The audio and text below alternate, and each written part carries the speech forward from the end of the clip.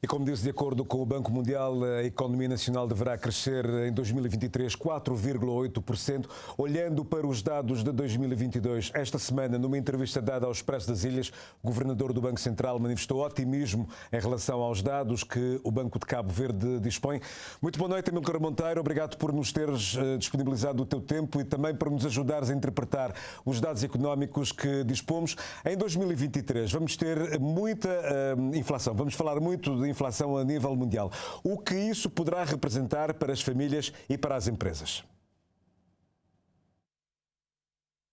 Bom, Marco, a inflação pode representar um aumento do custo de vida para as famílias. Isso é uma constatação. O governador do Banco de Cabo Verde falou disso no jornal esta semana, porque quando os preços dos bens e serviços aumentam, o poder aquisitivo das famílias diminui e, portanto, as famílias correm o risco de enfrentarem dificuldades financeiras e, portanto, o consumo diminuir, e isso, por outro lado, tem um efeito multiplicador na economia como um todo. Para as empresas, pode significar um aumento dos custos de produção, o que pode levar a um aumento do preço dos produtos finais e redução das margens de lucro. Portanto, além disso, a inflação elevada afeta como um todo a economia e mantém-nos numa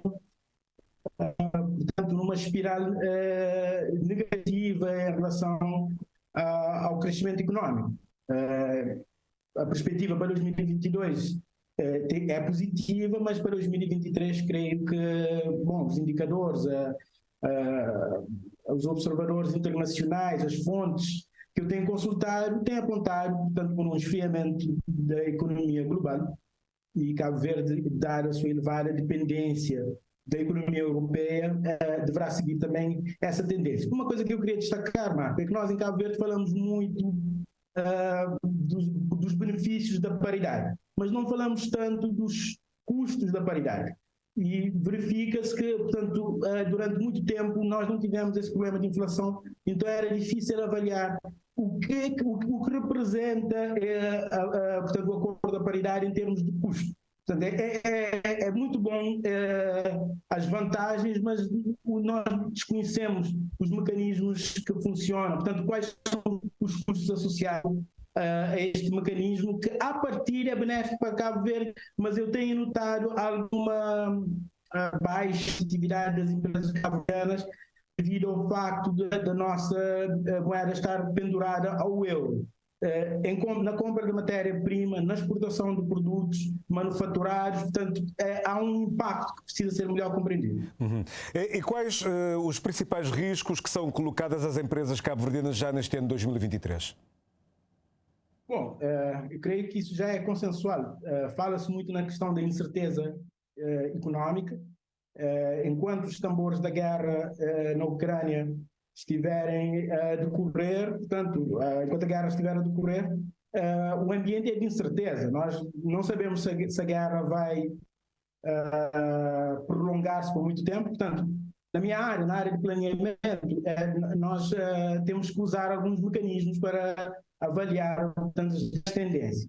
E percebemos que, portanto, em termos de incerteza económica é um fato, mas também podemos falar em concorrência, nas mudanças regulatórias, em riscos políticos e em riscos climáticos. Portanto, recentemente entrou em vigor o novo SOAT, que para os trabalhadores representa um alívio, não é?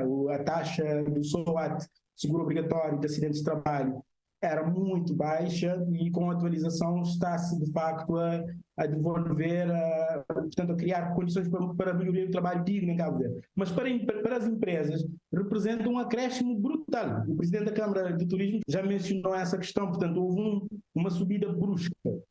O que eu vejo, portanto, é a necessidade de haver mais diálogo para enfrentar esses problemas. Portanto, a concorrência tem muito a ver, portanto, com o fato de Cabo Verde ser uma economia aberta e dependente do exterior, mas com muitas empresas internacionais que operam dentro do nosso mercado, que têm acesso a capital e a fontes de matéria-prima mais barata que as empresas nativas de Cabo Verde. Portanto, as empresas podem enfrentar uma concorrência mais acirrada das empresas estrangeiras, o que pode pressionar os preços e a margem de lucro. pode haver também a estabilidade política, a possibilidade de mudança governamental pode afetar também as perspectivas económicas do país e das empresas. Cabo Verde também tem passado por ciclos de seca profunda, portanto, nos últimos 10 anos, creio que nós tivemos só apenas dois anos de chuva acima da média, não temos passado dos 260 milímetros de chuva por ano, e isso impacta significativamente a população mais pobre. Acumulando tudo isso com a inflação, portanto, o cenário não é... bom, eu não consigo ser positivo num cenário tão adverso quanto este. O Governo tem falado muito em retoma económica, inclusive o Governador do Banco Central garantiu numa entrevista que deu ao Expresso das Ilhas que a retoma em 2022 vai ser histórica. A minha pergunta é esta: como analista, vai também a reboque do otimismo do Governo que o Governo tem manifestado em relação a 2023? Na verdade, o que eu vi do Governador do Banco, ele tem uma leitura do cenário macroeconómico que coincide com a perspectiva internacional. E ele é muito otimista em relação aos dados de 2022. Mas quando é 2023, o arrefecimento da economia global é uma realidade. Na incerteza de como é que vai ser o inverno com o conflito na Rússia, portanto, como é que os preços da energia, por exemplo, vão oscilar.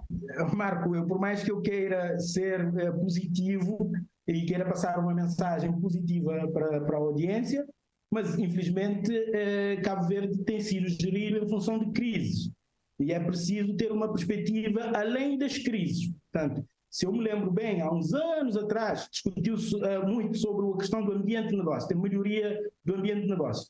E programou-se um conjunto de reformas que tardam a acontecer. Portanto, a questão, por exemplo, da insolvência, a lei já saiu, mas a questão das compras públicas, da regulação, mesmo da questão fiscal, uma questão que foi muito debatida no passado, portanto, vem à tona agora com a subida do SOAT.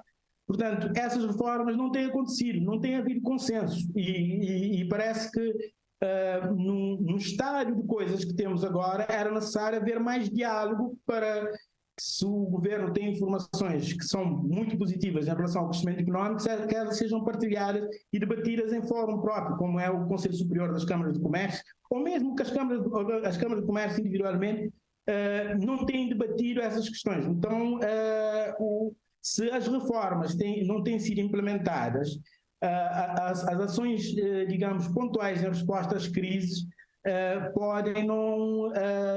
ou seja, podemos sair mais fracos das crises e depois vem uma outra crise. Temos que tomar outras medidas. Há uns anos atrás falou-se, por exemplo, na instalação na promoção de compras públicas, que as empresas deviam parar de importar pequenas quantidades individualmente e deviam associar-se para importar grandes quantidades e conseguir baixar os preços e aumentar as margens. Mas isso não pode ser uma política de crise, tinha que ser uma política permanente de alargamento da base da sustentabilidade em Cabo Verde e, portanto, diminuindo a dependência externa e melhorando, portanto, a qualidade dos produtos que são importados para Cabo Verde, porque essa também é uma outra questão relevante. Muito bem, agradeço ao Amílcar Monteiro pela sua leitura económica em relação a 2023.